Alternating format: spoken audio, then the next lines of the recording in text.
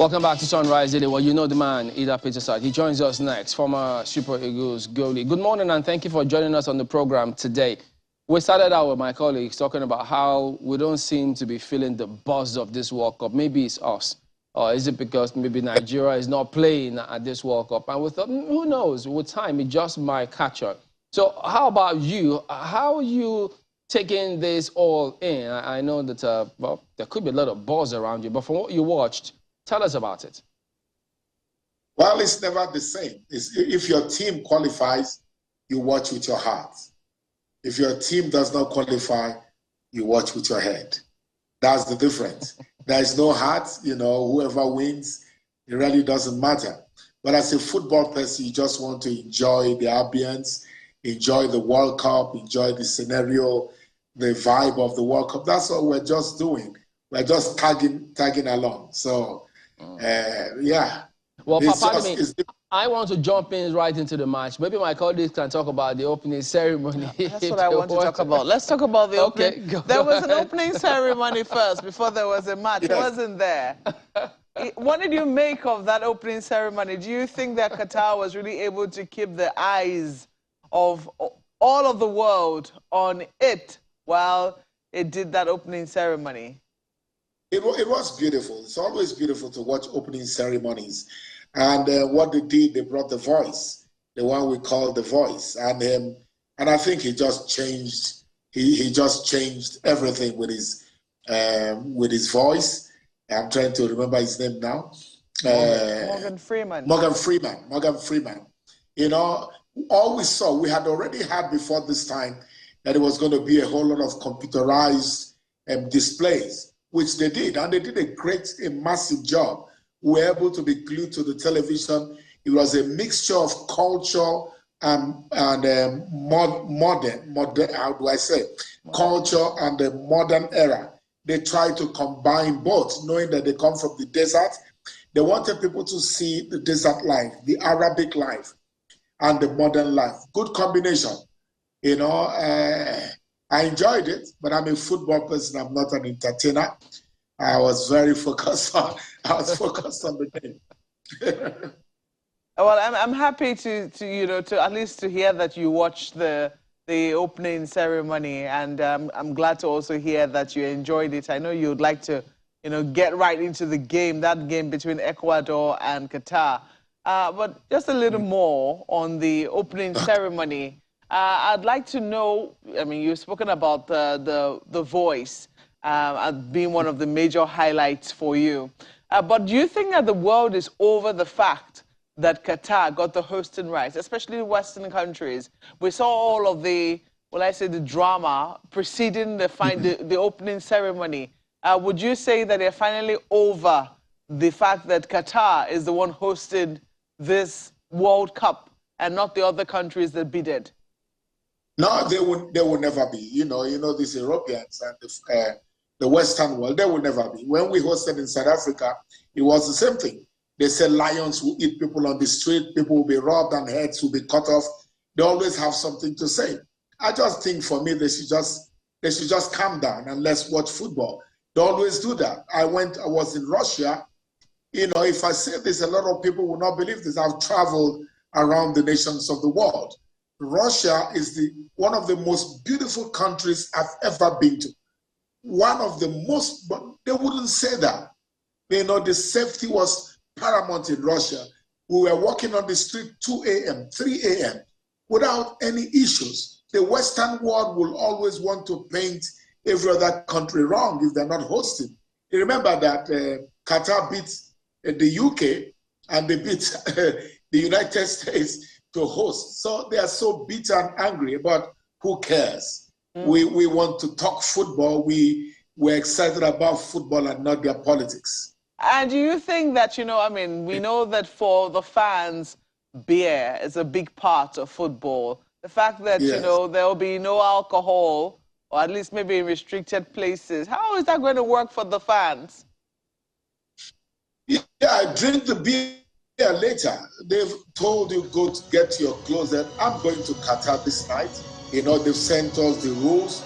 You're going to a country. You need to obey the rules of the country. It is like if I decide to carry cocaine and get into America, you will arrest me because your law does not allow it. So we should just respect people's tradition and people's laws. If you want to drink beer, like I said, I have my the Hyatt card they gave to us. They've given us the rules. The rule says in the perimeter of where we're staying, there will be beers available. So I don't understand why someone cannot wait for 3 hours. If the game is over, you go back to your hotel or you go back to wherever you are lodging, and beers will be available there. I don't understand it. You mustn't drink in the stadium. You don't have to get high. You need to get high on the game, not on beer. So you can watch with your clear eyes. So for those who watched with their clear eyes yesterday, yes, I think you guys can get to it. I must be clear. That's right, guys in Lagos. Guys, what's going on? I'm sure you watched the matches, didn't you? Well, we'll come to the match, but let's talk about the location of the match just a second. Mr. Idah, you know, there's a lot of things around the infrastructure that went into this. We're going to have a lot of time talking about, you know, football, the real action for some weeks to come. But there are some firsts in terms of the infrastructure for this one. That particular, should I call it a mobile stadium? How does that come across to you? I don't know. I don't know the technology. One of the things I will do, I will go take pictures. And I think we have people that will take us around and show us what they've done. We had to put crates. I've seen a little bit of it, that they put crates together. It's technology. You know, these guys are geniuses. We need to go and learn from them how not to waste. I hear they will dismantle the stadiums and even donate some of the stadiums to people. This is what we're talking about, advancement and technology. The reason why I work for my country, Nigeria, and you see I wanted to contest, because when you have ideas, you want to bring new things and you can't, it's quite painful. Technology has moved. Our game has moved to the next level. And we need to copy. Again, I've not been there. Like I said, I'm traveling this night. It's going to be a wonderment. I want to see how these things are done. You know, I got a call from my friend, Sunday Olise, and he said, Idah, you need to be here. You need to come and see what these guys have done. The criticisms against them, for me, really does not matter. You know, we want to see what they've done. They've transformed the desert to a beautiful place to live. Things are working. They've spent $200 billion. I say it again, $200 billion to put this together. Everyone should be there to see this wonderment. Definitely. I mean, maybe that's also another angle we need to imbibe, because spending that over the course of 10 years, over $200 billion, you wonder, how much have we spent on even sports as a whole, not even football in Nigeria? But let's talk about the match now. I mean, you can tell people on the team who didn't or who don't watch matches clearly, they love the opening ceremony and other issues. But that match, major issues came up. Okay. So please just call my question. Just tell her. I didn't call my question. You did, so you have to deal with her. But, you know, the VAR came up, and not for good reasons. And people are wondering, is it like another version of the VAR? Now, this is a team, I'm talking about Ecuador. Nigeria played against Ecuador recently this year. Ecuador won Nigeria 1-0. And I mean, if you compare the quality, I know they don't usually do that in football, but some will say even Qatar did well, ended the match 2-0. But VAR, that conversation lingered, and perhaps will linger for longer. What did you think about that? Was that maybe, I don't know, a mistake, software issue, or what exactly?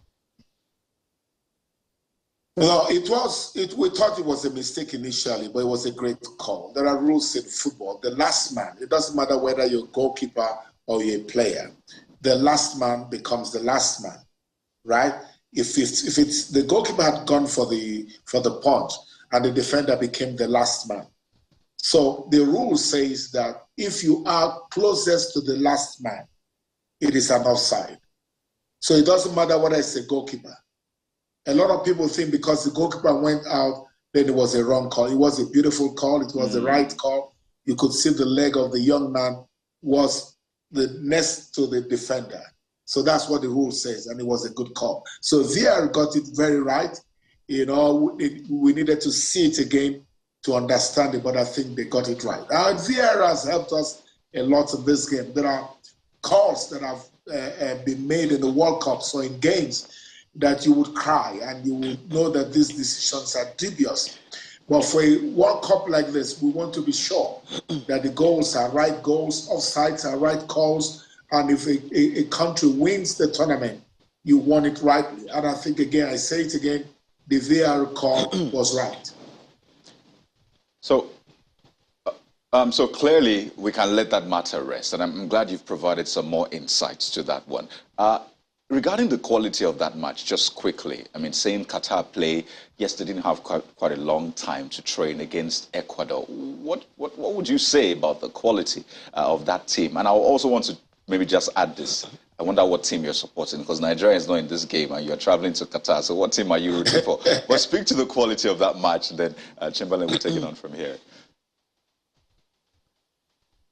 Well, the quality was very poor for me. Very poor. But you expect that. Opening ceremonies, opening games, and the finals on record have always been very poor. Why? Because the first game, you saw what happened to Qatar yesterday. They were finished. Just imagine how many sultans and alhajas and alhajis would have addressed them. You know, that the night before the game, the emir would come. The pressure would have been so unbearable. You could see they were tired. They were tired off the pitch before they played the game. It happens all the time.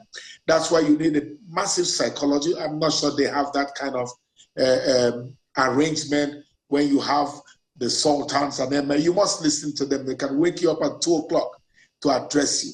I think it affected them. The same thing will happen in the finals. Final games are never beautiful to watch. Why? The teams are tired before the finals. Then the pressure, they see heaven without getting to heaven. So they're already there, but they're not there. So they don't play for skill, they play for the cup. So most times the games are not decent. So we know this happens. It is when we see the third game from the group, that's when you begin to see good football. Because it now depends who qualifies to the next round. That's where the game will be settled down. Okay. We know there will be one for other teams to leave right. The World Cup. The beautiful games will begin to be played.